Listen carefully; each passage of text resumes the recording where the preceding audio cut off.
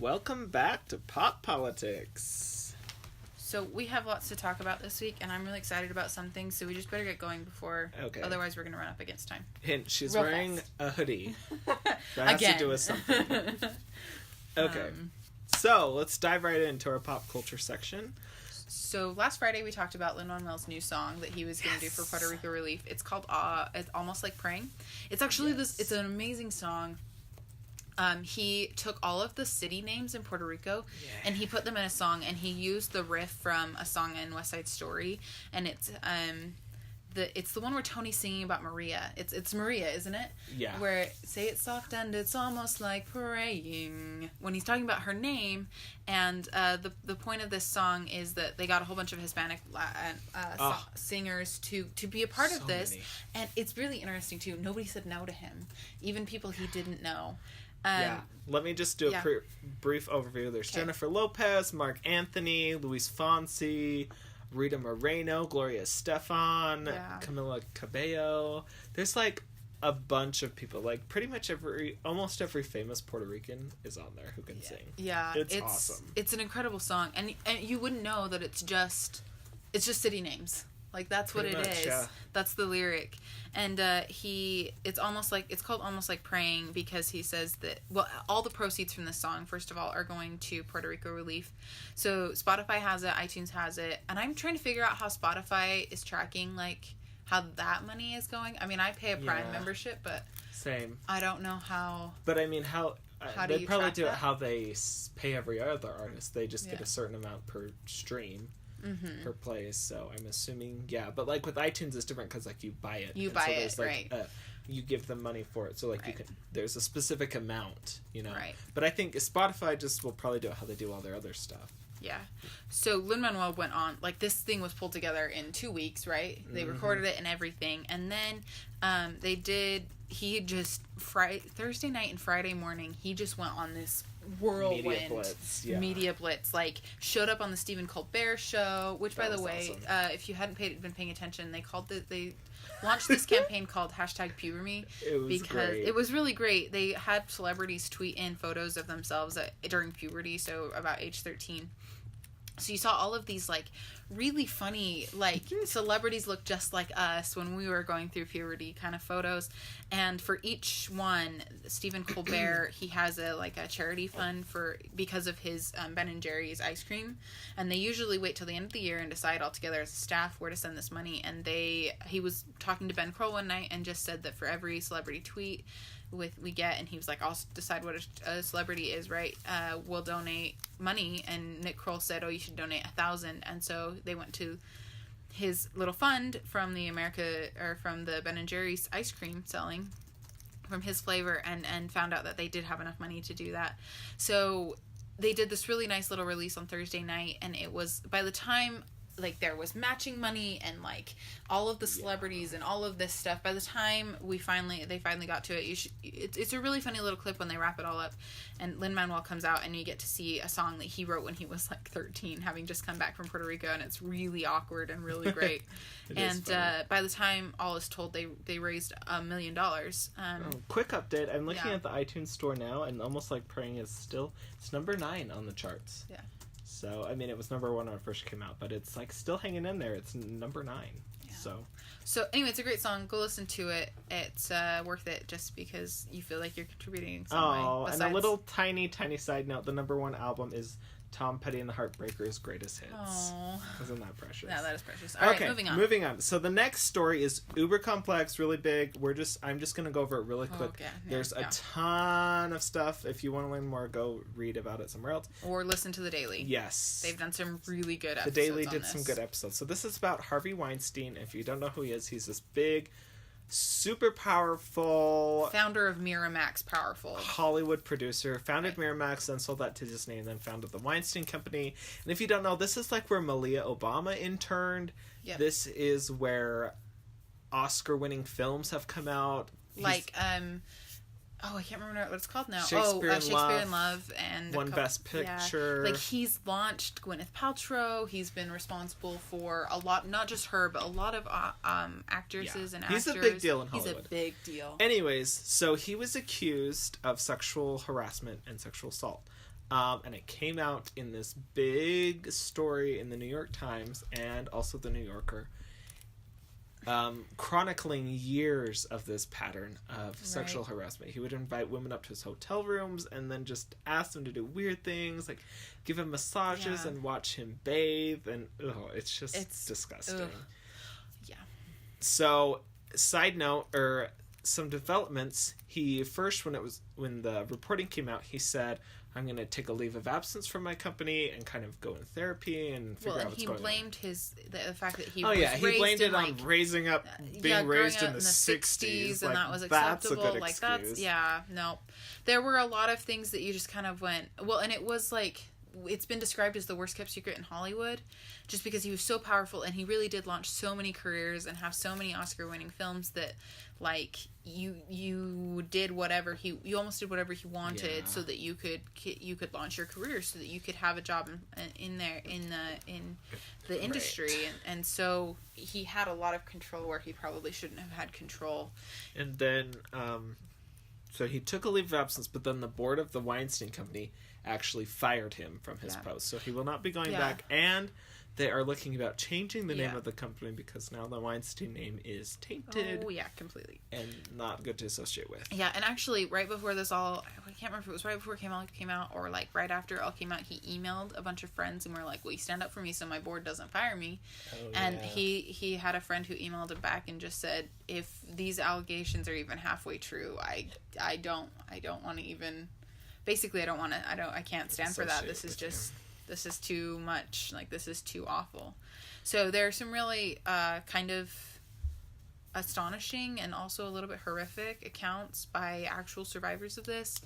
The biggest name when it first came out was Ashley Judd, who is one of the actresses from Divergent. I can't remember what else she's in. She's a big name though. And since then, Gwyneth Paltrow has said some stuff. Her boyfriend at the time, Brad Pitt, went up to Harvey Weinstein after it happened and, like, threatened him, and then Harvey threatened Gwyneth. Anyway, it's a big mess. There's a lot going on, and it's just kind of terrible showing this systemic sexual harassment and sexual assault. Go listen to the Daily podcast episode by the New York Times on this. They talked to one of the women who went through. Catherine Kennedy, I think. Is that? I think that's I can't remember her name. I'll look it up. But she, like, details her encounter, and it's crazy, horrific, and awful. But it's, like, super fascinating in, like, a weird. It's just, like, so interesting, like, how brave and, like, she went into so much detail and was so open about it now. And so if you want more details about what it is, go listen to that. One other quick note on this: Harvey Weinstein was also big. Catherine Kendall. Oh, Catherine Kendall. Okay. He was a big supporter of democratic causes. I mentioned Malia Obama interned at his company. He donated to lots of Democrats, Hillary Clinton. And so a lot of Democrats are coming under fire for his donations. A lot of them are donating the money to charity or giving it back. And Hillary Clinton is also, for some reason, is becoming... like, under fire for accepting Republicans, right? Yeah, and which is just kind of disappointing given the hypocrisy of that. Based on last weekend was the 1-year anniversary of the release was the Access Hollywood tape, the one where Trump was caught on tape saying those really crass things about women and what he does to them. And there are a lot of women who have come forward with the same kind of allegations against Donald Trump, and that's just the hypocrisy in the Republican Party now that Weinstein, who was just a donor, it's kind of interesting to watch both parties call each other out at times like this. So there's a big story. There's a lot to unpack. So like we said, go listen to that podcast episode from the Daily, and go look up things. Good reporting by the New Yorker and the New York Times. Yep, definitely. Okay, moving on. Going to Harry Potter, one of my favorite areas.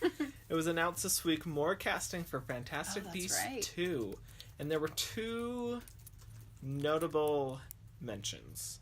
The first one is Nicholas Flamel will be in there. Really? And if you don't remember him, he's the creator of the Philosopher's / Sorcerer's Stone, the Elixir of Life, and like Lives Forever. So he's going to be in it, and I'm like, what role is he gonna play? Like that just, I would have never guessed he would have been in it. Also, are they gonna refer to it as the Philosopher's Stone or the Sorcerer's Stone? I sure hope they do Philosophers. I think it's so dumb they changed it when they published the book in English. We're not stupid Americans. We're not as stupid as you think. We might be a little stupid. Yeah, I don't know.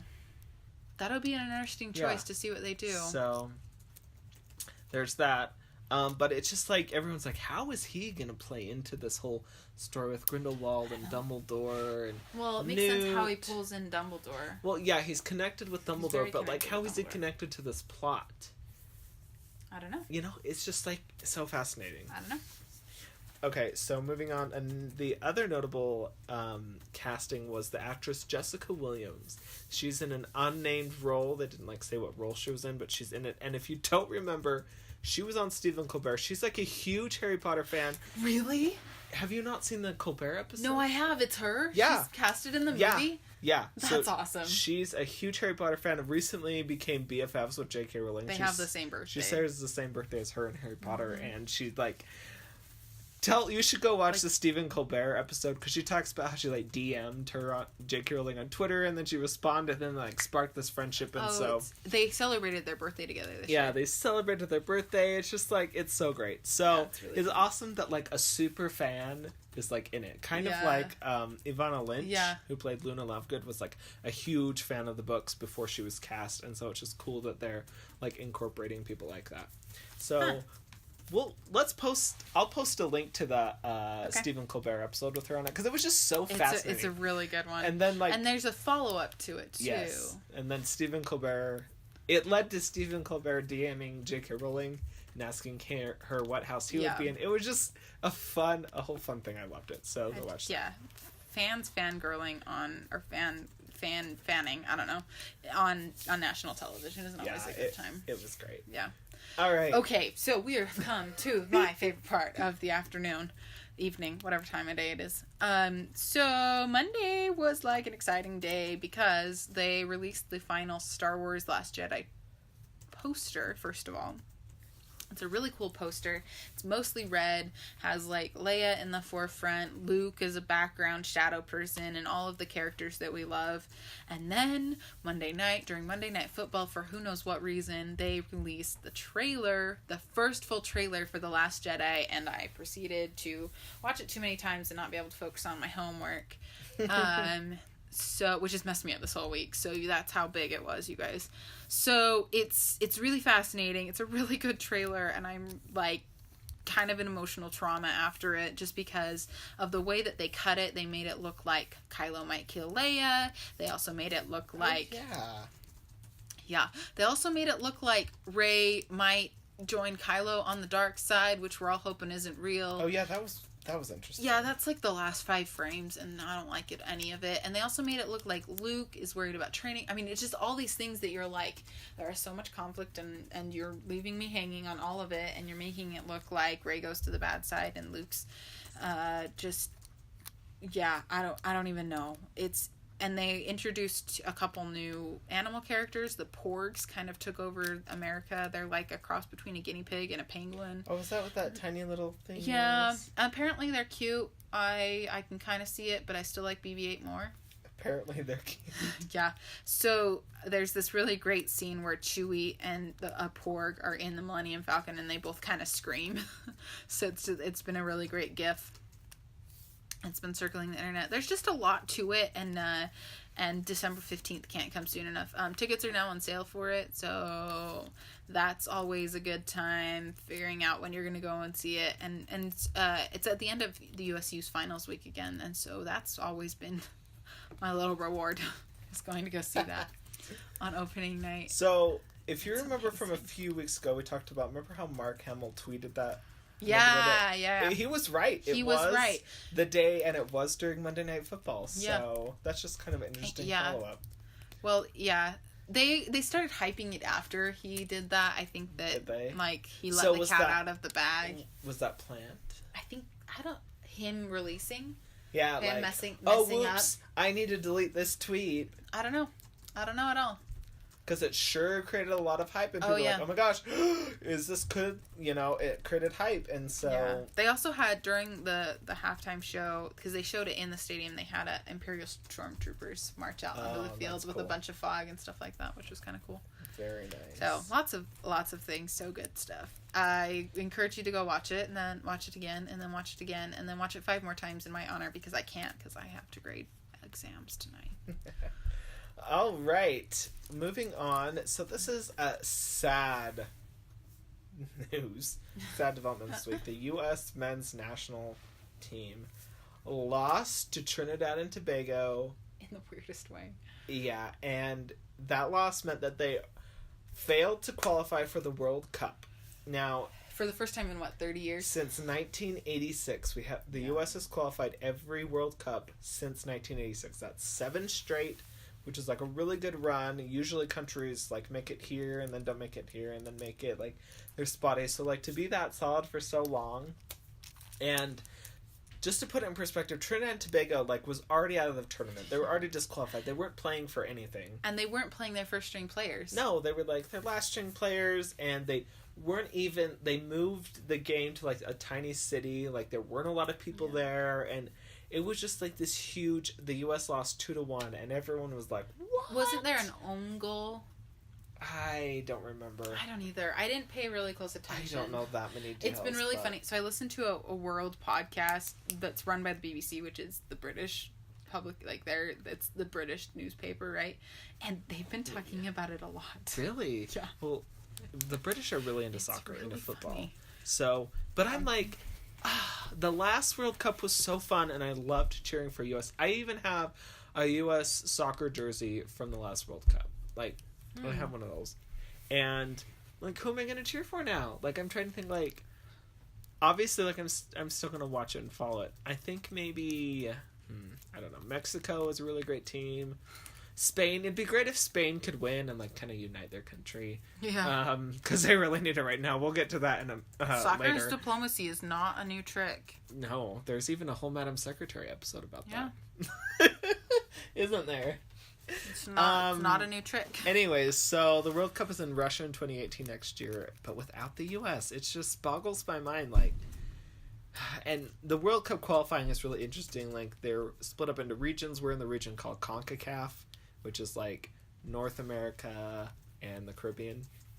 North America, Central America. CONCACAF? And, like, yeah, the acronym spells CONCACAF, and that's just what it's called. So weird. But, like, they only get a certain number of spots from the whole region, and so, like, if you don't qualify for those spots, you're out. So... And I guess there was, like, 2 other games going on at the same time, right?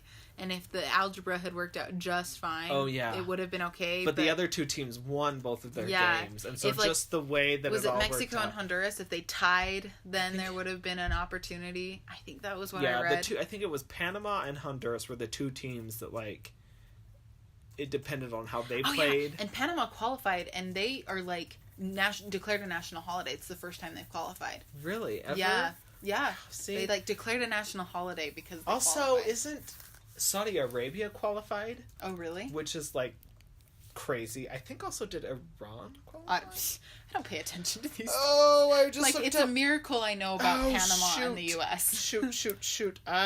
Crap. If I can find this really quick, I was just looking at the list the other day of the teams that have qualified. And, oh, no, I might be able to get it. But, okay, yes, here we go. So, Saudi Arabia qualified, which is, like, crazy. They never qualify. Let's see, where's Asia? Iran qualified, which is, like, crazy. They never qualify. So, there's a lot of teams. So, what region is that, then? That's Asia. Okay. They're in the Asia. So, who usually qualifies from there? Oh, I don't know. They have Australia in there, Korea, which they're good at soccer. Oh, that makes sense. China. But, like, Saudi Arabia and Iran, those are 2 teams that, like, don't get a lot of like international, like in the Olympics they're not big, and like in the World Cup, so it's just interesting that teams like that are qualifying. Right. So I mean, Iran, it just, I don't know, it's crazy to me. Also, Iceland qualified, which they... World Cup 2018 is a little wonky. It is a little wonky. It is a little weird. We don't have our... U.S. is not in it. So, okay. All right, moving on. Moving on. So, the next thing will be our bridge between pop culture and politics, because it's kind of like in the middle. So, we mentioned last week that the Nobel Peace Prize was being announced the day after we were recording. So... the Nobel Peace Prize went to, and let me pull up so I get the name right, a group called the International Campaign to Abolish Nuclear Weapons. They're called ICAN, and they worked this year to pull together an agreement between, it's an international a UN agreement. Yeah, yep. to abolish nuclear weapons and to and it's been signed by most countries, but except for the Nuclear Nine. Right, so if you don't know who the Nuclear Nine is, it's Russia, China, North Korea, the U.S., Great Britain, France, Israel, and India and Pakistan. Yeah, so those are the 9, and I don't know if anyone beyond those 9 haven't signed this agreement, but it's very interesting. I don't remember where I heard this, but the people on it was probably the BBC podcast. They were saying that the Nobel Committee that puts these together, chooses these things, often chooses groups or people who show promise to make a political statement. So this was also when they chose Obama in 2009 when he hadn't done anything yet. Yeah. It's almost to make a political statement. While they're still doing really great things, they're also making a very big political statement as to what they think is important. So for them to choose a group that is trying to abolish nuclear weapons, that's saying something political. Yeah, they are definitely making a statement. Yep.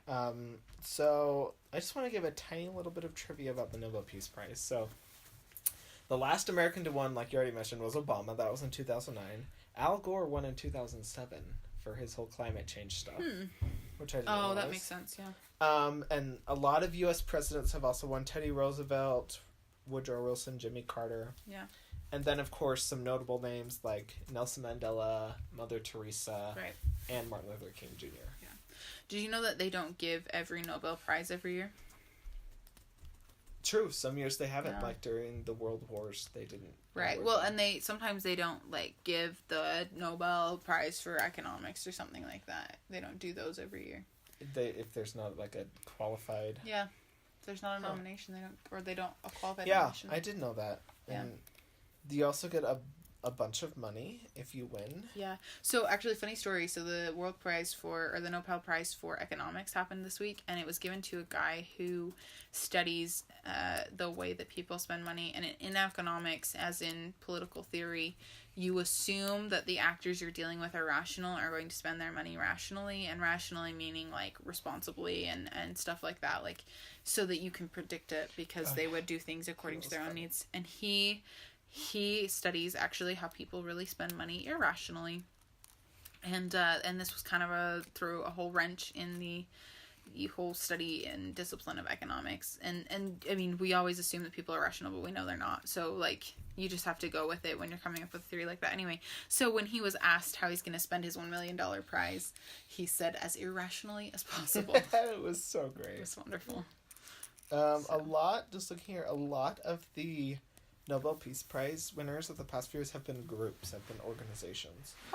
2015 was the Tunisian National Dialogue Quartet. Then 2013 was the Organization for Prohibition of Chemical Weapons. 2012 was the European Union.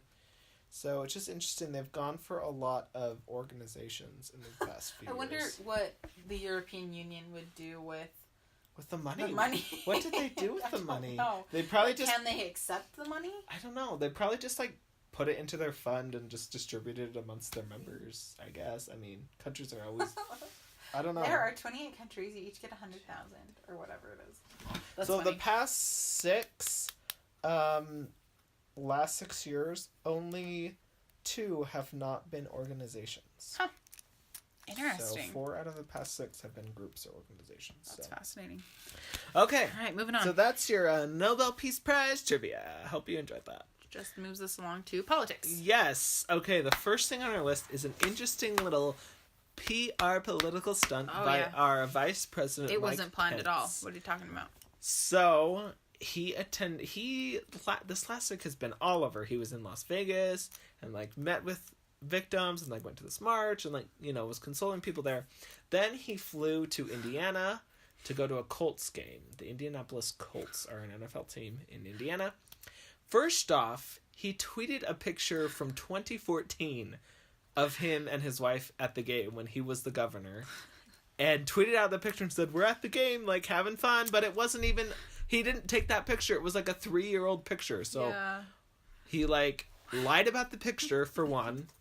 And Second of all, the national anthem came around, and of course, we all know what's happening there. And of course, they had to have known at least one player was going to kneel. Like, of course. Right. Like, it's just what's happening in the NFL right now with the national anthem. Like, of course, at least one player was going to kneel. And they were playing the 49ers, which was the team that Colin Kaepernick was on. And some players did kneel. And so the vice president stood up. They stood for the national anthem. And then he turned around and left the game before it even started.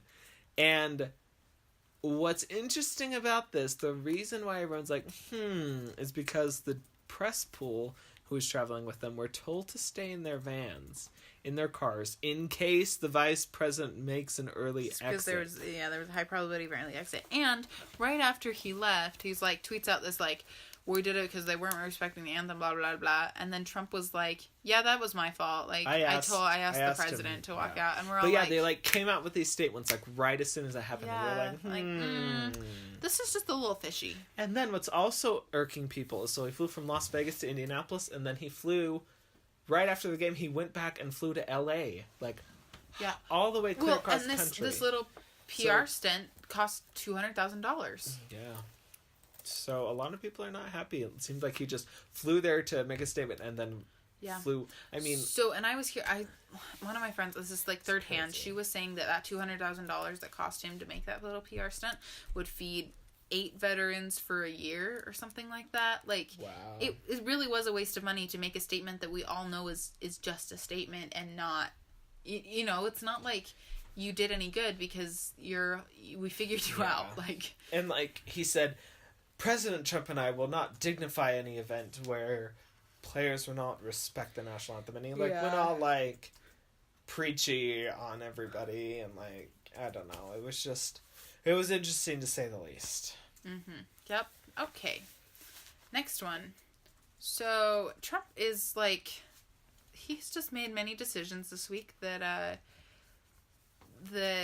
I have started to lose my faith in humanity a little bit. Not humanity, but him. Not that I had faith in him. You know what I mean. It's just been a really downer week. So the first thing that happened, I don't even think we can do this chronologically. So today he did a couple of things. First, he withdrew from UNESCO, which is like the UN Children's... It's the United Nations Educational, Scientific, and Cultural Organization.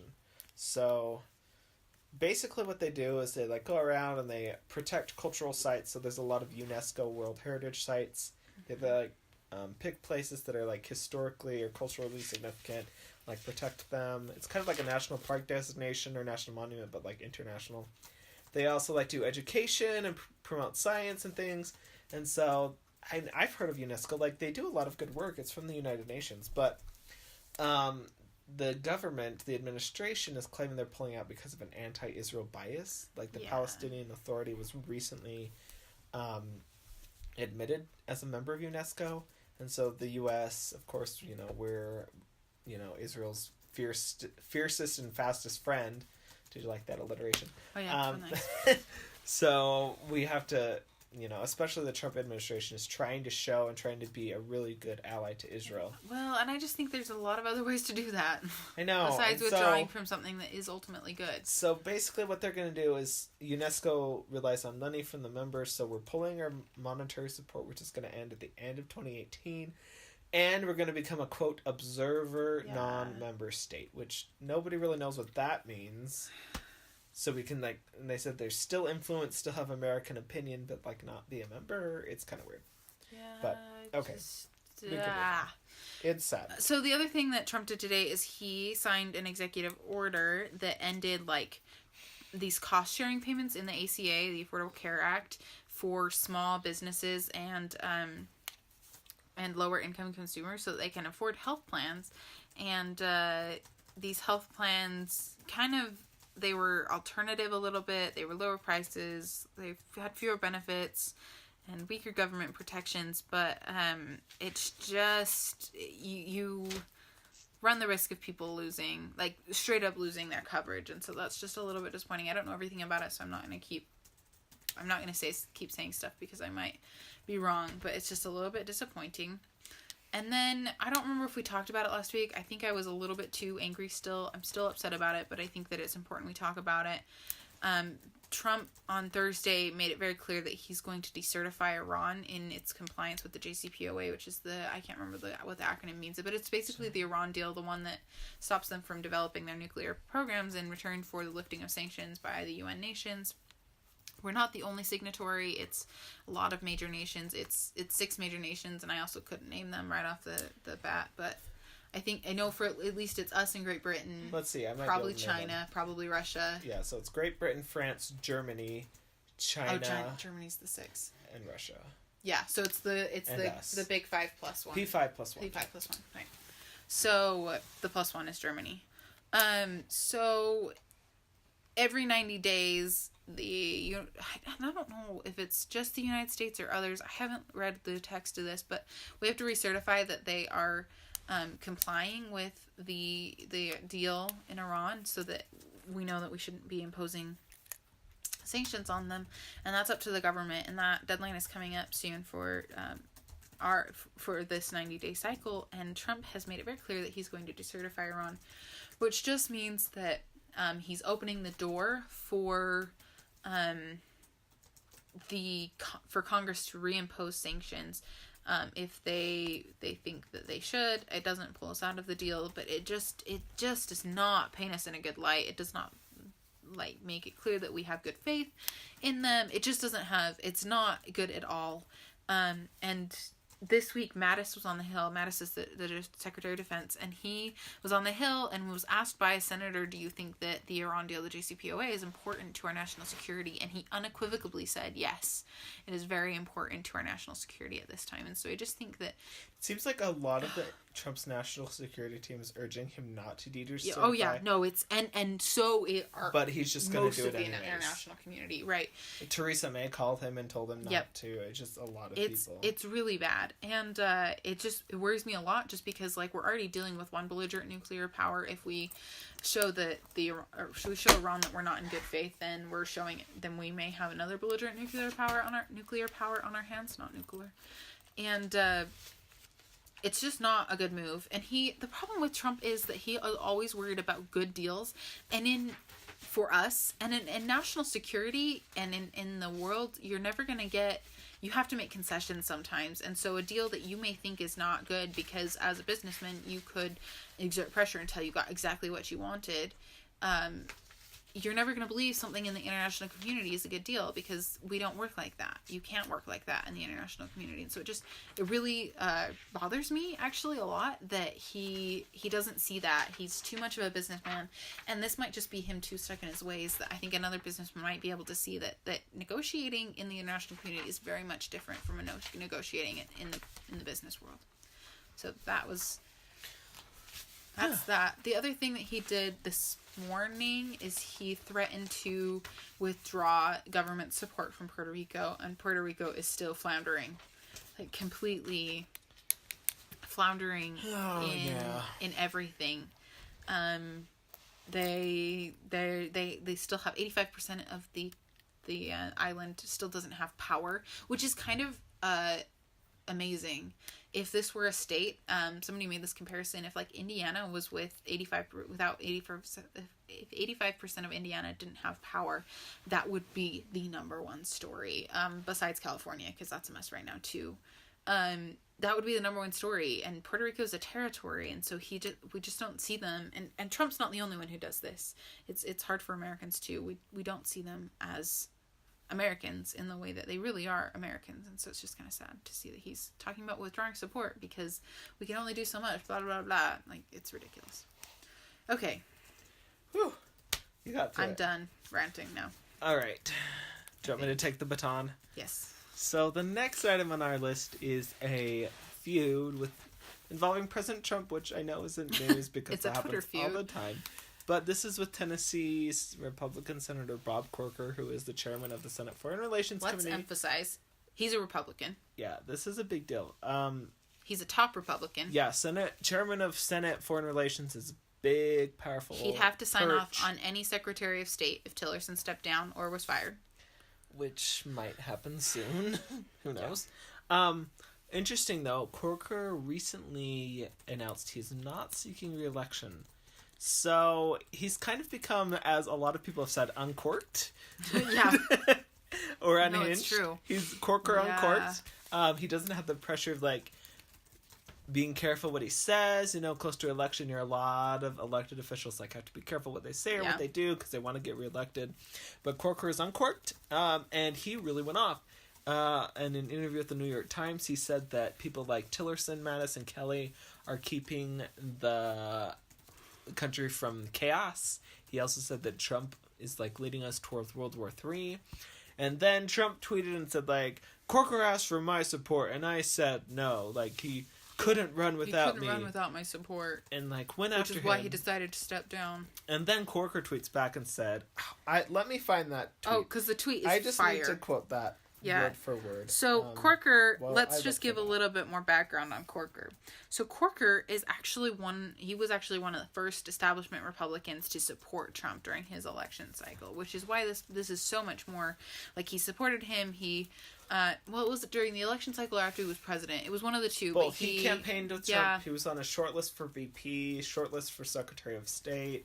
So he's not like he's not a Ben Sasse, or he's not a Lindsey Graham who's been kind of aggressive and negative towards the president. Like, he's been positive and supportive up until this point. Right, and he's, like, been trying to rally the Republicans to support Trump, and it's, like, for him to be turning on Trump and saying the things that Stu was about to read. Okay. It's kind of... I have the tweet.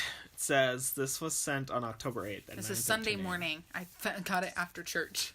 It's a shame the White House has become an adult daycare center. Someone obviously missed their shift this morning. Yeah, like, that's strong language. Ouch. Yeah. Shots fired. Right. It's and it's just, it's another petty feud with the president. Like, why does he feel like he have to go after people? Especially someone from his own party. This is so...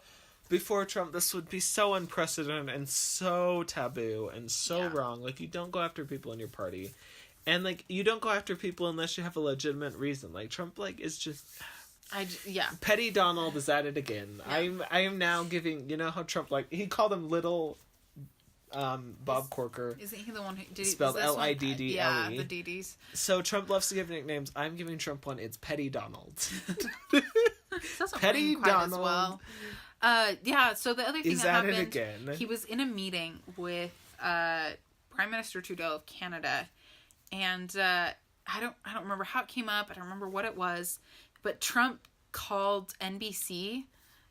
He was talking about NBC and talking about the media, and he called them frankly disgusting, and he was complaining about their ability to write whatever they want, and I was like... And he was talking about pulling NBC's license, which he can't do because free press and the First Amendment and, like, all of these things that there's been a couple of times this week where I just kind of stared at my phone going, does he know what the Constitution is? Does he know that he swore to uphold the rights in that document? Like, I've got to read you a tweet about this. So this is from Ben Sasse, Nebraska Senator, Republican, mind you. He comes out with this statement and says, this is about Trump talking about NBC and the First Amendment. He says, Mr. President, words spoken by the President of the United States matter. Are you tonight recanting your oath you took on January 20th to preserve, protect, and defend the First Amendment? Ooh, ouch. Yeah. I mean, Ben Sasse, like I mentioned earlier, has always been critical of Trump, but...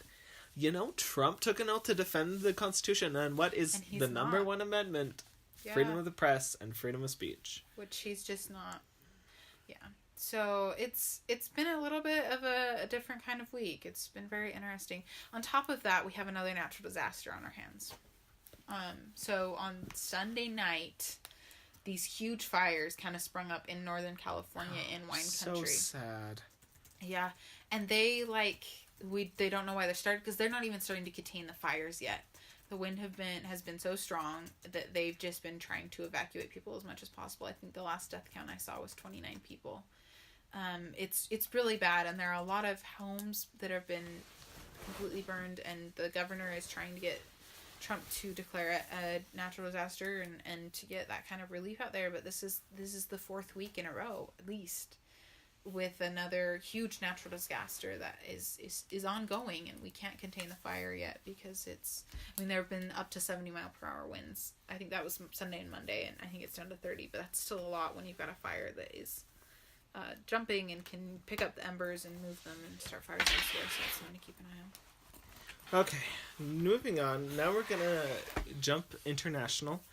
We're going to go to Catalonia, region in Spain. A lot of things happening there. It's in limbo, really. It really is. What's happening right First, now. There was, over last weekend, there was a big unity rally. So this was after the big independence referendum and rally and confrontation with police. But there was a big unity rally for a lot of people in Catalonia who wanted to stay in Spain. Yeah, so what you have to know about the independence vote is that actually not all Catalonians voted. Yeah. It was mostly the people who were for separation. If you look at the opinion of the majority of Catalonians, isn't it about... It's about 50-50. It's about split, It could have gone either way if everyone had voted. So then, on Tuesday, the leader of Catalonia, and I'm not going to even attempt to say his name, is Charles... Something starts with a P. I don't even know how to pronounce it, so I'm not even going to try to butcher it. He was addressing the regional parliament, and everyone was expecting him to announce independence, to declare independence from Spain. And so there was kind of a lot of hype. And what happened was interesting. He got up, he spoke, he declared independence, but then immediately retracted it and suspended its effects so he could have more dialogue with Spain. Right. So Spain he declared and then said, wait, we're going to hold off. So it was just this weird, are you independent or not thing. And Spain is just kind of we're not negotiating anything to do with that. Well, they asked for clarification, so did you declare independence or not? The prime minister in the Spanish constitution, it's really fascinating actually, they have this clause that allows the prime minister to take over. Did we talk about that last time? I don't think we did. I remember mentioning I don't remember.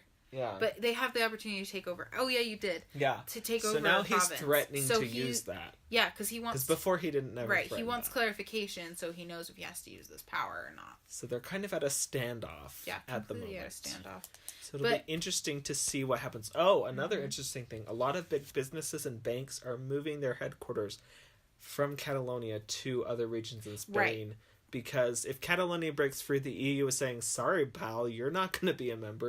You're going to have to apply and go for the whole thing. So they'll be outside of the Eurozone, and it'll just be a financial mess. So Catalonia is facing the same problems that Scotland would be facing if their referendum had gone through. Yeah. And this was the big debate, is, first of all, can you support yourself on your own? Catalonia says yes to that. Scotland couldn't. But the second thing is, you're not going to be in the EU. That's not an automatic thing. So it's kind of a big thing. If you're in Europe, it'd be hard to be outside of the EU. Right. Well, because of that, but also because you'd have to figure out your own currency. You have to figure out your own currency. You'd have to issue your own passport. You'd have to set up so many things that a national government take care of that a regional government has no idea what to do. They have never had experience in it. And a lot of people, pundits and people are commenting, Catalonia would have to do all these things, and it's not even close to being in place. Currency would be one huge issue they'd have to figure out. It's really hard. A national justice system, and it's really hard to be able to establish your own sovereignty, and sovereignty includes a lot of things, including the way you are governing and the way that you handle the money in your economy and the way that it's just all of these things, and they are just definitely not prepared for that. Okay. Moving on from that, because that's not resolved yet, and we have a nominee for DHS, Department of Homeland Security. Finally. Yeah. So there were rumors at one point that it was going to be the deputy, her name is Elaine something. Duke. She's been so DHS handles all disaster relief. Like, they are over FEMA. And the Coast Guard. And the Coast Guard. And so it's been really fascinating to watch all of these hurricanes roll in and all of these natural disasters, and we haven't had an actual director. So Elaine has been handling this pretty well. And there were rumors that she was going to be the nominee for DHS, but this morning that no longer happened. So, what's her name? Kirsten Nielsen. Yes. She was Carrie, John Kelly, not Carrie. John Kelly, who is now the chief of staff and was DHS secretary. She is his right-hand man, right-hand woman. She was his chief of staff at DHS, and then she was deputy chief of staff at the White House. Yeah, she's moved over with him, and she's been helping him to get things in order, and she's I didn't have the time to read the full article on her. When she came over to the White House, she's known for being very strict and very straight-laced, whip cracker, and kind of we're straightening things up. Also, some Democrats are voicing concern because she was in the Bush DHS. Oh, really? During Katrina. Oh. And she was involved a little bit in that, and so people are a little wary of her because of her involvement in the Katrina response. So that's interesting. But one interesting note, so she did work during the Bush administration in DHS, and so she is the first person to actually have worked in the department to be the secretary. So she actually has credit. She was in TSA. She was involved with DHS. So she has street cred. She knows her way around. She was chief of staff to Kelly when he was there. So it's not like she isn't qualified. No, she's definitely qualified. So it'll be interesting to see what happens there. Yeah. All right. That wraps up politics. Woo!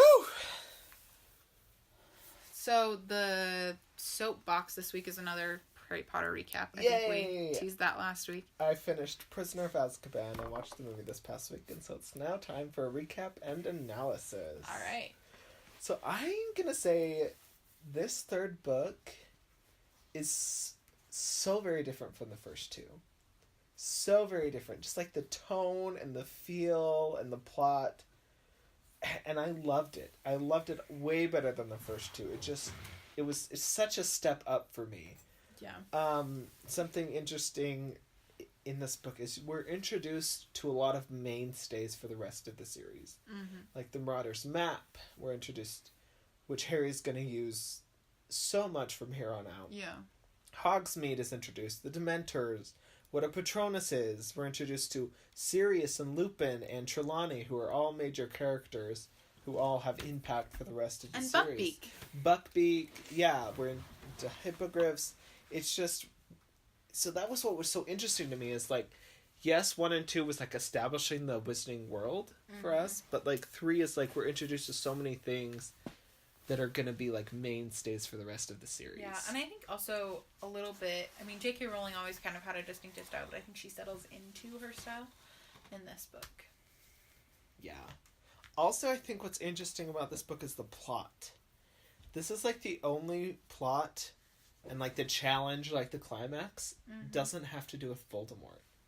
Oh, you're right. Isn't that so fascinating? You think all the other plots have to do with defeating Voldemort or directly. Yeah, and this one Voldemort is completely absent from this whole book.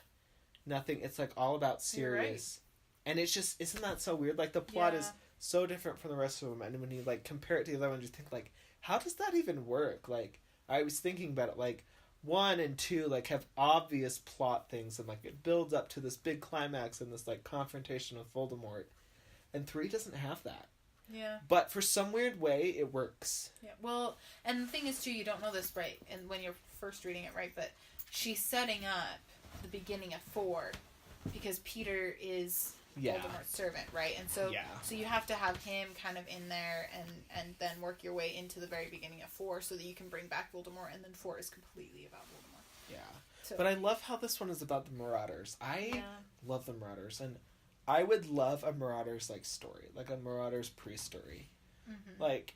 It would be so fascinating. Like, you get a lot in this book. I'm not sure. I think she's written a story about the Marauders. Is that the one that, like, got stolen? Yeah, it was for charity, and it got stolen, but I think it was somehow released. But then it was recovered. No, I don't think it was recovered.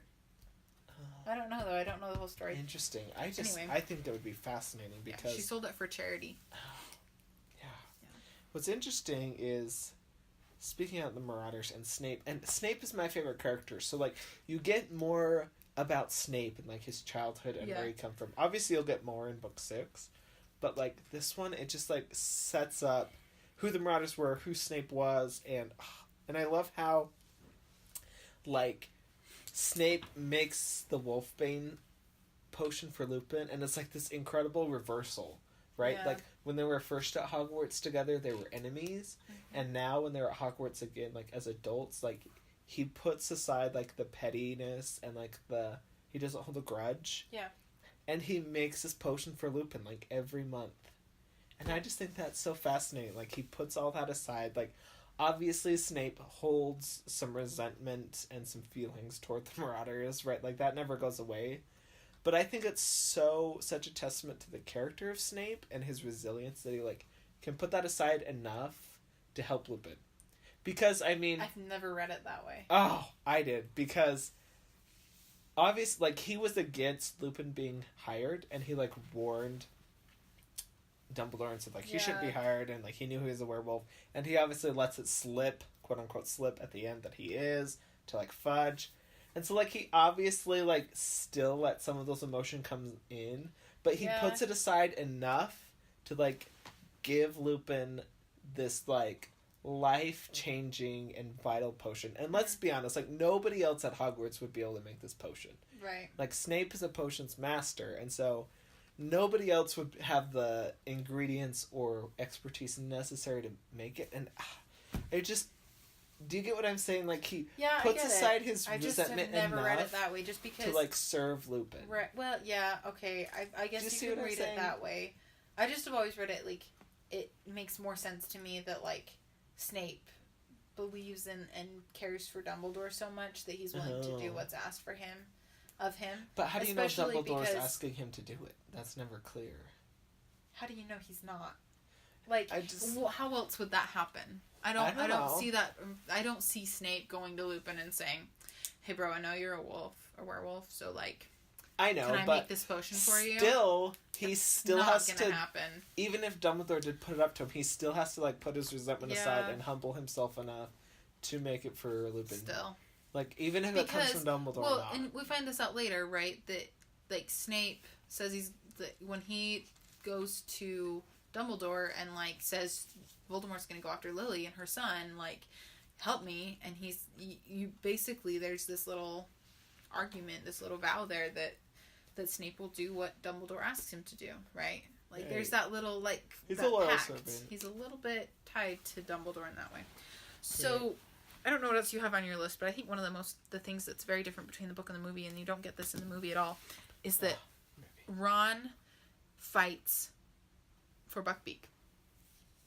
Ron is the one who does all the research for his appeal and who, like, is working so hard to get Buckbeak off in his trial, and so it's so much more of a problem for Ron that Buckbeak is sentenced to death without an appeal. That's right. It's a big deal for him, and so there's a lot more emotionally at stake for not just Hagrid but the trio.